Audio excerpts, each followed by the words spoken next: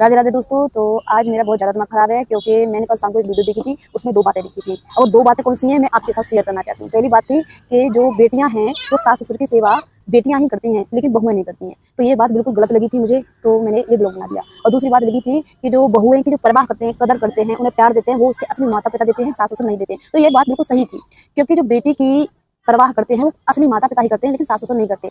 और इसका जो कारण बता दूं क्या है और आपको विश्वास हो जाए। तो ये सुनिए कि जैसे लड़की है, जब शादी के समय होता है इस लड़की का, जैसे 25-30 साल बाद उसकी शादी होती है, तो शादी तक जब उसके माता पिता अपनी बेटी से कुछ भी कहते हैं, काम की कहते हैं, कुछ भी कहते हैं, तो उसकी जो बेटी है वो मनमौजी होती है। काम का अगर मन किया तो कर लेती है, नहीं किया तो नहीं किया। ठीक है, कहीं भी घूमना, कहीं भी कुछ करना, ठीक है, तो माता पिता उसे खूब बड़ा करते हैं। और जैसे उसकी शादी होती है तो ससुर सासू माँ क्या करती हैं, जाती उसे काम पर लगा देती हैं, 1-2 दिन बाद काम पर लगा देती हैं। ठीक है, उस बहू को इतना भी समय नहीं देती है कि 1-2 साल उसको बिल्कुल भी भूल जाए कि हमारे बेटे की शादी हुई है ना नहीं हुई है।